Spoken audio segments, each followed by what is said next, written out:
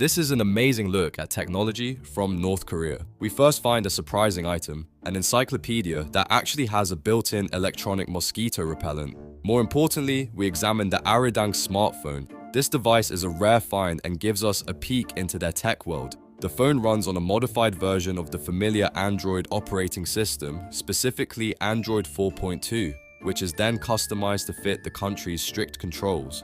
For instance, the software is reskinned, showing that even the Google Drive icon was changed. Although manufactured there, the hardware inside, like the MediaTek 6589 chip, shows that North Korea still needs to use internationally available components for its devices.